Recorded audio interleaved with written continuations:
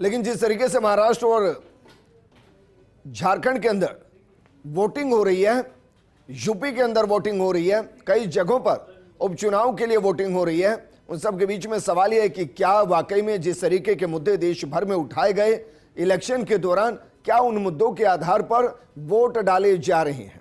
बहरहाल मुद्दे जो भी हो, हम आपको कह रहे हैं कि वोट डालिए, क्योंकि आपका एक वोट एक परिवर्तन के बयार को बढ़ा सकता है, आपके चहेते नेता को सदन पहुंचा सकता है।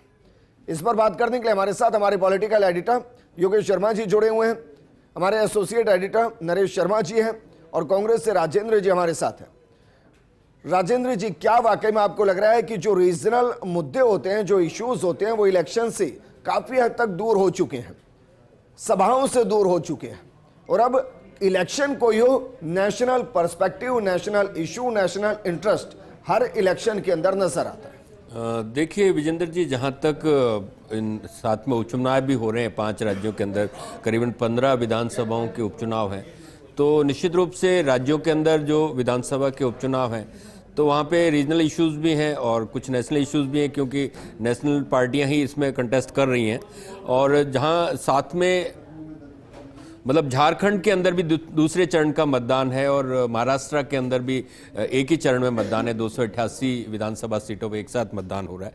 तो निश्चित रूप से कांग्रेस पार्टी अपने महाराष्ट्र के अंदर विकास आघाड़ी के साथ में, चाहे उद्धव शिवसेना की बात हो, चाहे शरद पवार एनसीपी की बात हो, और कांग्रेस पार्टी निश्चित रूप से एक सीनियर पार्टनर के रूप में उनके साथ में गठबंधन से चुनाव लड़ रही है। और जिस तरीके से हमारी सरकार को जिस तरीके से धन बल का प्रयोग करके या 2 दलों में, चाहे शिवसेना के अंदर फूट डालने की बात हो, चाहे एनसीपी के अंदर फूट डालने की बात हो, और उसके आपको पता है, उसके पता भी चला कि जिस तरीके से वो सरकार बदलने के बाद में जिस तरीके से धारावी का प्रोजेक्ट, जो कि एशिया का सबसे बड़ा जो रियल एस्टेट का प्रोजेक्ट है, उसको अडानी को देने की बात हुई। जिस तरीके से अडानी का रियल एस्टेट का एक्सपीरियंस देश के अंदर जितने भी रियल एस्टेट प्लेयर्स हैं उनके सामने कुछ भी नहीं है, लेकिन उसको मोदी ने अपने मित्र को फायदा पहुंचाने के लिए, जिस तरीके से महाराष्ट्र के जो प्रोजेक्ट्स हैं वो गुजरात में चले गए, तो महाराष्ट्र के अंदर और खासकर मराठाओं के अंदर इस बात का बड़ा आक्रोश है।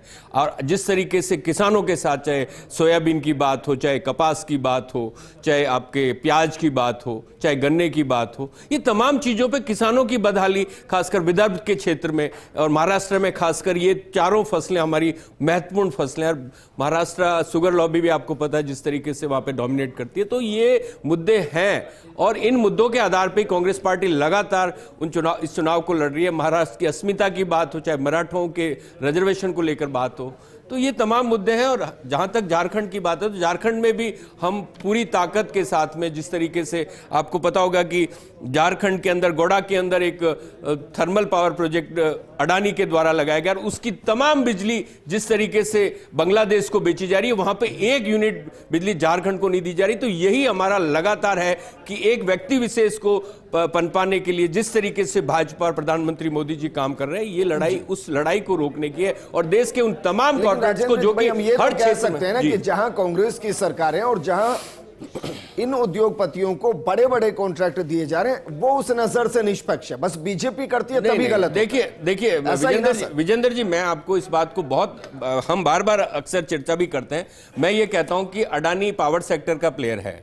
उसके अलावा आप चाहे एयरपोर्ट्स की बात करेंगे, चाहे आप पोर्ट्स की बात करेंगे, चाहे आप रेलवेज की बात करेंगे, चाहे आप ट्रांसपोर्टेशन की बात करेंगे, चाहे सीमेंट की बात करेंगे, उन तमाम सेक्टर्स में उसका तजुर्बा नहीं है। अगर वो तमाम उन कॉर्पोरेट्स के साथ में कंपटीशन से अगर कोई परियोजना को लेता है ना, तो हमें कभी आपत्ति नहीं है, हम किसी भी उद्योगपति के खिलाफ नहीं है। लेकिन तमाम चीजों को दरकिनार करके एक व्यक्ति विशेष के लिए अगर परियोजनाएं खोली जाती है, या जिस तरीके से चंदा लो और धंधा लो, या सरकार बदलाओ और आप प्रोजेक्ट का विरोध होना चाहिए ना सर? नहीं, प्रोजेक्ट का विरोध नहीं, हम होना चाहिए। हाँ, प्रोजेक्ट उसी उद्योगपति के साथ तो कांग्रेस भी काम कर रही है। मैं क्या कह रहा हूं, आपके पास हमारी दिल्ली न्यूज एडिटर अदिति नागर भी जुड़ गई हैं। अदिति, क्योंकि आप भारत 24 पर लगातार कवर कर रही हैं, नेशनल इश्यूज हैं, मेरा सवाल यह है कि क्या वाकई में, जैसे ही मेरे साथ कांग्रेस से राजेंद्र जी वो कह रहे हैं कि भाई किसानों का मुद्दा है, बेरोजगारी का मुद्दा है, भाई हरियाणा में भी मुद्दे थे, लेकिन हरियाणा का क्या हुआ? क्या वाकई में इश्यूज बहुत ज्यादा मायने अब नहीं रखते?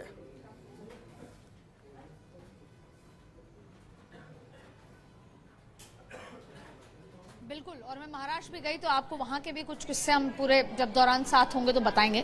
लेकिन फिलहाल तो 24 घंटे का मुद्दा है भ्रष्टाचार का। तो आपने कांग्रेस के प्रवक्ता का जिक्र किया, जैसे ही, क्योंकि ये चुनाव जो पिछले कुछ दिनों में हुए हैं, चाहे हरियाणा का जिक्र किया है, ये सब चुनाव मुद्दे चाहे लोकल चाहे राष्ट्रीय, लेकिन असल में मैनेजमेंट का चुनाव हुआ है। भारतीय जनता पार्टी ने हरियाणा में अंडर द कार्पेट जो मैनेजमेंट किया, उसके नतीजे आपके सामने हैं। महाराष्ट्र का चुनाव देश का सबसे, जिसे बोलते हैं कि बड़े चुनाव में से एक तरह से देखा जा रहा है, जो आगे की राजनीतिक दशा दिशा तय करेगा, वो भी बहुत बड़े स्तर पर मैनेजमेंट का चुनाव है। आप देखें, 24 घंटे पहले किसी भी वोटर के लिए उसके मानक पटल पर क्या हावी होता है, वो बहुत महत्वपूर्ण होता है। जैसे ही विनोद तावड़े का जिक्र आता है, पूरी की पूरी भारतीय जनता पार्टी की मशीनरी डिफेंड करने पे उतर आती है। और कुछ घंटों में जो सवाल बीजेपी पे खड़े हो रहे थे भ्रष्टाचार के, जो उनका एक असल एजेंडा होता है, 2014 से लेकर अब तक भ्रष्टाचार के खिलाफ जो लड़ाई वो लड़ रहे हैं, स्विस बैंक, काले धन से लेकर अब तक, उसी पर उनको वोट मिलते आए हैं, जीत उन्होंने दर्ज कराई है। जैसे ही विनोद तावड़े पे महाराष्ट्र के चुनाव में वो सवाल उठे, बीजेपी ने पहले प्रेस कॉन्फ्रेंस की, डिफेंड किया, और उसके साथ साथ आप देखें, भले अब उसका ये तय होगा कि वो आरोप थे, सही है, गलत है, सुप्रिया सुले ने एफआईआर की, कंप्लेन की, वो बात की बात है, लेकिन फिलहाल कांग्रेस को, एनसीपी को कटघरे में खड़ा कर दिया। और क्या होता है कि कांग्रेस में जब कैश फॉर वोट का जिक्र आने लग गया, तमाम ऐसी बात आने लग गई, तो लोग मेंटली रिलेट करने लगते हैं कि हाँ, कांग्रेस के तो पुराने किस्से भी ऐसे हैं। तो ये मैनेजमेंट की बात है। अब बात करते हैं रियल मुद्दों की। विजेंद्र, लेकिन चाहे फिर आप आगे बढ़िएगा तो इसको थोड़ा और बताइए। भाई, आप दिल्ली में हैं और राष्ट्रीय अध्यक्ष की दौड़ में ये चेहरा प्रमुखता से आगे था, तो ऐसा तो नहीं है कि इंटरनली ही किसी ने गूगली फेंक दी?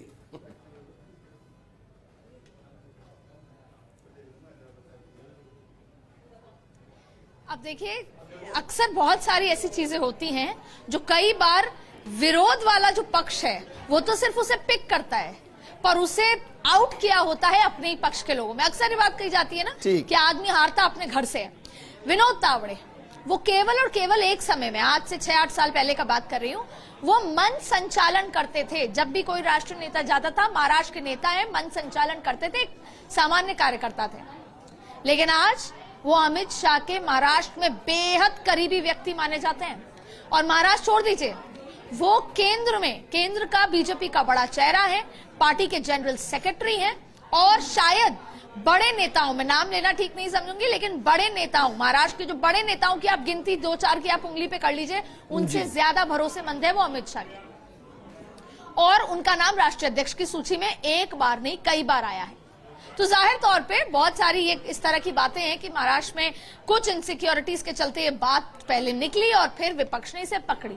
लेकिन भारतीय जनता पार्टी को जवाब भी देना आता है, पूरा मैनेजमेंट होता है, और वो जिस तरीके से चैट निकली है, ऑडियो है, वो एआई है, सच है, ये बात की बात है। लेकिन फिलहाल एक बार फिर जितने सारे भ्रष्टाचारों में एक क्रिप्टो करेंसी भ्रष्टाचार फिलहाल आज जब वोटिंग हो रही है तो जुड़ा हुआ है।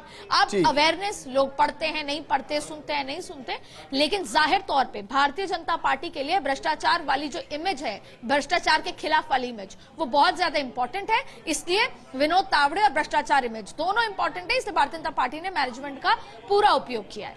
जी बिल्कुल अदिति, लेकिन यह भी सच्चाई है भाई, एक बार दाग अगर लग जाए तो धोने के लिए वॉशिंग मशीन लगानी पड़ती है, ऐसे नहीं जाता है। सफाई देनी पड़ेगी, लंबे टाइम तक देनी पड़ेगी, और उसके बाद भी जनता उसको कितना एक्सेप्ट करती है, यह भी अपने आप में एक बड़ा सवाल होता है। लेकिन इससे इतर, क्योंकि झारखंड की भी बात कर लेते, आप हमारे साथ जुड़े हुए हैं, फिर क्या पता बिजी हो जाए भारत 24 पे।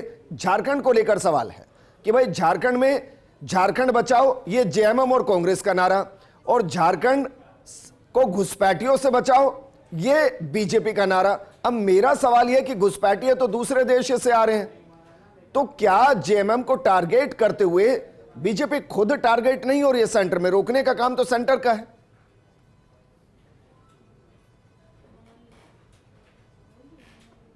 तो बहुत महत्वपूर्ण सवाल है। मैं इसके बाद महाराष्ट्र पे भी कुछ पॉइंट्स रह गए, वो बात करूंगी, लेकिन पहले झारखंड की बात करते हैं। झारखंड के लिए सबसे दुखद ये है कि वो वहां कहां है। 24 साल का झारखंड, जो सबसे बड़ा उत्पादक और रिजर्व, कोयला रिजर्व, लेकिन आज भी बिजली गुल। सरकारें आई गई, तमाम चीजें हुई, लेकिन स्थिति सबको पता है। अब दो मुद्दे हैं। एक मैया योजना जो गेम चेंजर साबित हो सकती है किसी भी पार्टी के लिए, सत्ता से बाहर सत्ता के अंदर। मैया योजना, अच्छा दरअसल महिलाओं का आप एक माइंडसेट देखिए। ये बात तो सही है कि महिलाओं को पहले जिस तरीके से 1000 रुपए मिलते थे जेएमएम से, अब उसको 2500 बढ़ा के कर दिए हैं, और 1000 मिलते थे तो कहीं ना कहीं टेस्टेड है कि ये सरकार 1000 देती थी तो अब 2500 भी देगी। महिलाएं उस पर विश्वास कर रही हैं कि अब तक क्या होता आया है, आगे वादों से क्या होगा वो बात की बात है। मैया योजना 2 वजह से जेएमएम के फेवर में जा रही है। पहला, 1000 रुपए मिलते थे, अब 2500 का वादा किया तो 1000 मिलते हैं, 2500 भी मिलेंगे। दूसरी बात है, हालांकि गोगो दीदी योजना बीजेपी ने भी की है।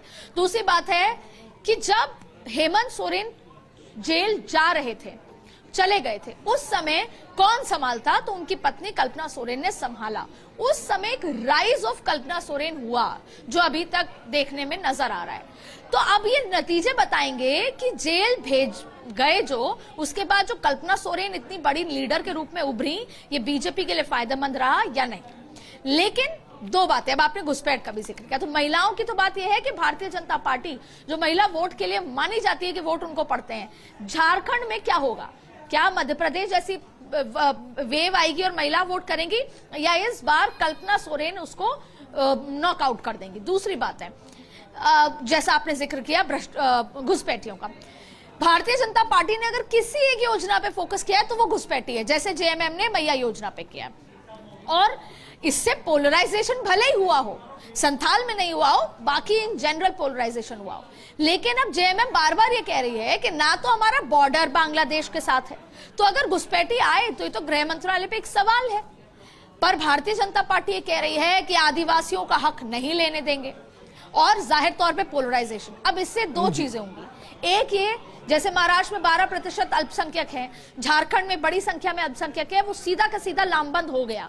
लेकिन सवाल है क्या हिंदू लामबंद होगा? क्योंकि हिंदू चाहे झारखंड हो चाहे महाराष्ट्र हो, जातियों में बटा हुआ है। तो अब ये भी नतीजे बताएंगे। लेकिन अदिति, यहाँ तो भाई ये भी सवाल है ना कि क्या वाकई में वहाँ के आदिवासी खुद को हिंदू मानते हैं? क्योंकि वहां तो शर्मा धर्म कोड की बात हो रही है, जेएमएम खुलकर कह रही है। पहला सवाल तो ये। दूसरा ये कि भाई घुसपैठिए तो अंदर आ रहे हैं नहीं आ रहे हैं सेंटर का इशू, लेकिन जो आ रहे हैं इलीगली उनको खुलकर कह रहे हैं कि भाई हम गैस सिलेंडर देंगे, 3-3 सिलेंडर देंगे। तो इससे वहां के जो आदिवासी हैं उनमें इनसिक्योरिटी तो आएगी ना, क्योंकि गैस सिलेंडर मिलेगा तो एक पहचान पत्र भी मिलेगा, पहचान पत्र भी मिलेगा तो वहां के नागरिक भी होंगे, नागरिक होंगे तो वहां पॉपुलेशन के हिसाब से डाइवर्सिटी बढ़ेगी। और यही हमने मणिपुर में देखा है। मुझे लगता है इसी वजह से हेमंत बिस्वा शर्मा को सबसे ज्यादा वहां पर फोकस किया गया।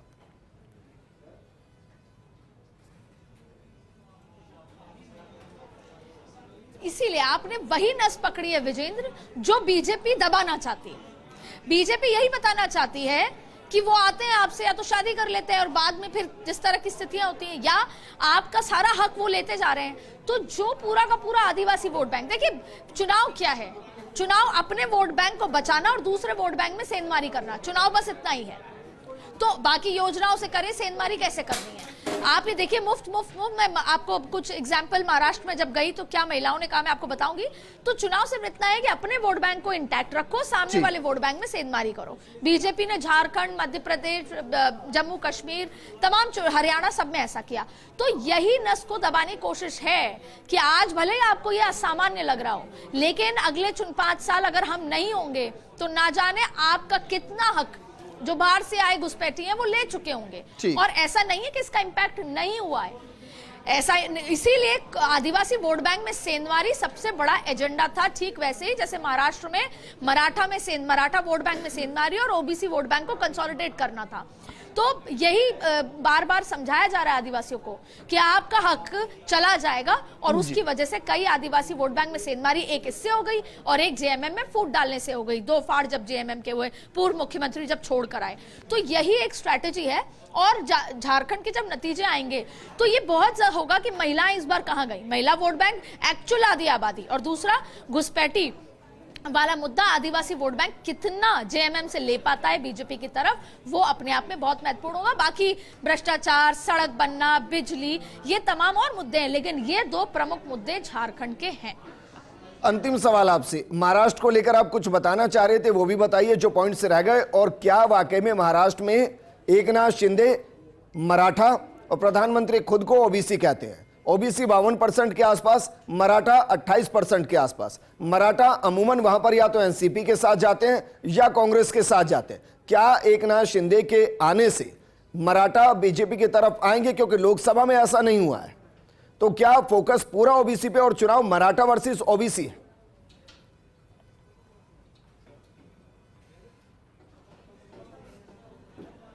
अब ये पूरे इसको अगर वैसे विस्तार से समझें, इसमें दो सवाल बहुत महत्वपूर्ण है। पहला महिला, उसको अलग कर देते हैं। दूसरा जाति फैक्टर।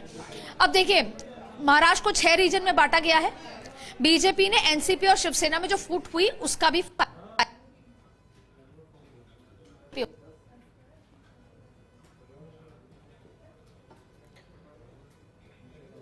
ठीक है, वापस अदिति का रुख करेंगे। लेकिन योगेश जी, जो मैंने सवाल महाराष्ट्र को लेकर किया है, क्योंकि वहां ये आवाज सुनाई दी है कि भाई 28% मराठा है, लेकिन विधानसभा के अंदर वो 150 से ज्यादा सीटों पर है। ओबीसी 52% से ज्यादा है, लेकिन उनकी प्रेजेंस और उनके मुख्यमंत्री बहुत ज्यादा कभी रहे नहीं। अगर देवेंद्र फडणवीस को हटा दें तो एक लंबा दौर रहा है कि वहां इस तरीके से मुख्यमंत्री रहे। क्या वाकई में वो डायवर्सन वहां दिखाई दे रहा है?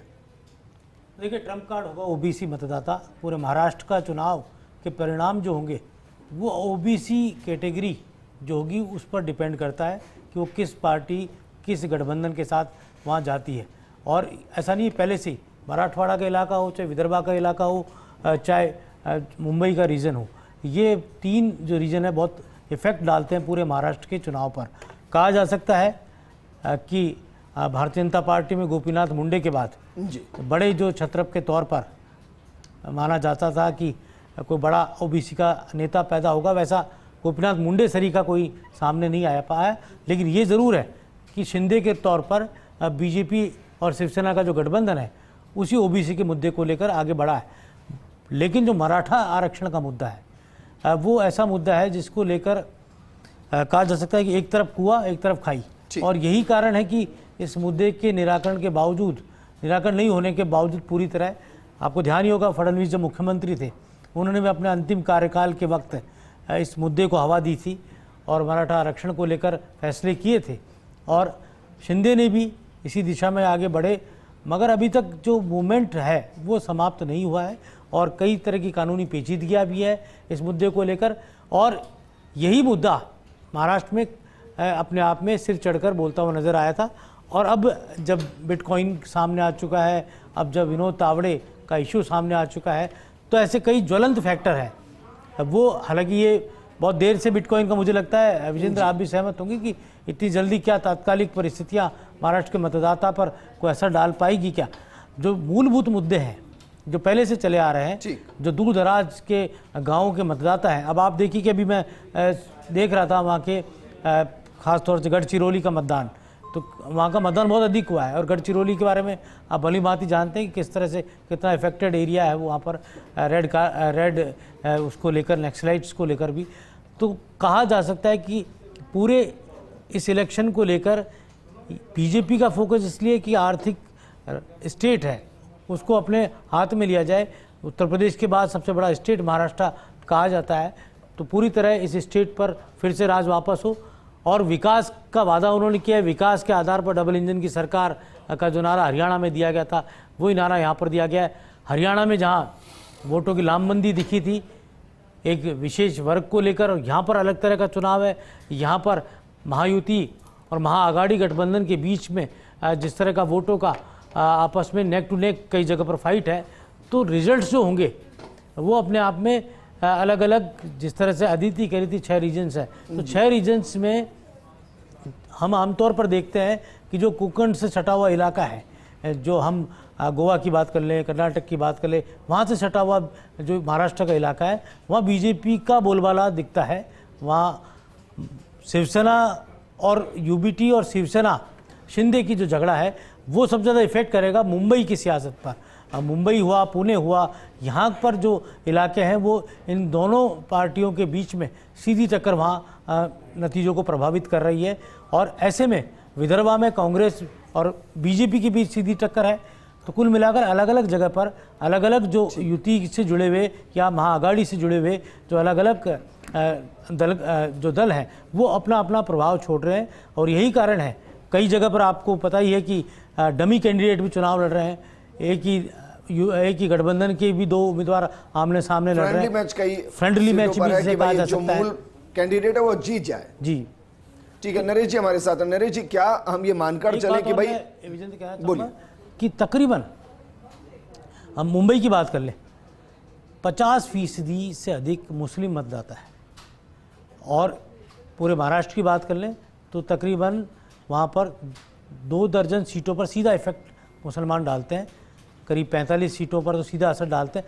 तो ये बड़ा फैक्टर है, और शेड्यूल कास्ट बड़ा फैक्टर है। तो किस तरह से महाविकास आघाड़ी को जब तक इन्हीं के कारण जो वहाँ पर लेकिन यही लोकसभा तो सीटें चुनाव होंगे में ना योगी जी, जहां पर कांग्रेस अपने आप को जो 35 के आसपास सीटें हैं, जहां खुद को मजबूत मान रही है महाराष्ट्र में, बिल्कुल वही बात, सीटें होंगी ना? ये वही सीटें हैं ठीक। जहाँ अपने आप को मजबूत मान रही है। और ये कहा जा सकता है कि एकनाथ शिंदे जो अपने आप को अब खुद को बाला साहब के बाद खुद को हिंदुओं का पैरोकार, हिंदुओं का रक्षक और खुद को हिंदू शिरोमणि के तौर पर उनके समर्थक उनको देखते हैं और उनको सेकंड ठाकरे कहते हैं। तो किस तरह से वो इन तमाम हिंदू वोटों का समीकरण जातीय राजनीति से ऊपर उठकर कर पाते हैं महाराष्ट्र में, ये बहुत ही बड़ा फैक्टर रहेगा। ठीक है नरेश जी, मेरा सवाल यह है कि भाई कांग्रेस की रणनीति इन सबके बीच में क्या है? क्योंकि हमने कई बार देखा है कि परिणाम कांग्रेस के पक्ष में आते हुए दिखते हैं, कांग्रेस समझती भी है कि मेरे पक्ष में है, और उसके बाद परिणाम बिल्कुल उलट होते हैं, और उसके पीछे की वजह होती है देर से जागना। क्या महाराष्ट्र, क्योंकि उसमें पहले से तय है कि किसी भी पार्टी को बहुमत नहीं मिलना है, गठबंधन को ही बहुमत मिलेगा, तो क्या उसके लिए कांग्रेस ने अपनी एक्सरसाइज शुरू की है? क्या कर रही है? बिल्कुल विजेंद्र, देखिए आपने सही कहा कि कांग्रेस अपनी प्लानिंग करती है, लेकिन उस प्लानिंग को है वो धरातल पे बेहतरीन तरीके से इम्प्लीमेंट नहीं कर पाती है। और अगर महाराष्ट्र चुनाव की बात करें तो कांग्रेस के नेता जो वहाँ प्रचार करे, खासकर राजस्थान के जो बड़े नेता है जिनसे हमारी लगातार चर्चा होती रहती है, वो स्वीकार करते हैं कि हरियाणा का जो परिणाम है उसका कोई ना कोई इफेक्ट है वो महाराष्ट्र के चुनाव पे भी कांग्रेस के लिहाज से। क्योंकि एक तो होता है कि अगर कहीं सत्ता बनती है तो उत्साह में कार्यकर्ता रहते हैं, और एक लगता है कि सत्ता हाथ में आयु छिन जाती है, जो ऐसा लग रहा था हरियाणा के मद्देनज़र, तो कार्यकर्ताओं में उत्साह कमज़ोर हो जाता है। लेकिन महाराष्ट्र जैसे अभी बात कर रहे थे, अलग अलग अदिति ने कहा था 6 क्षेत्रों में बटी हुई है, अलग तरह की यहाँ राजनीति है, गठबंधन की राजनीति का एक प्रयोगशाला यहाँ बनती जा रही है कि 3-3 पार्टियों के दल है। बड़ी चीज़ ये है कि यहाँ का जो सियासी गणित है वो आंकड़ों भी इस कदर उलझा हुआ है कि ये अनुमान लगाना बड़ा मुश्किल नज़र आ रहा है। क्योंकि आमने सामने के अगर मुकाबले हो, 2 पार्टियों के मुकाबले हो, तो अंदाज़ा लगाना आसान होता है, लेकिन यहाँ 3-3 पार्टियाँ एक साथ चुनाव लड़ रही है, एक आधी जगह फ्रेंडली मैच भी है, तो यहाँ पे बड़ा मुश्किल होता है। और इस नंबर गेम की अगर हम बात करें तो हालांकि दोनों ही जो कह सकते अलायंस है उनमें ठीक है नरेश जी,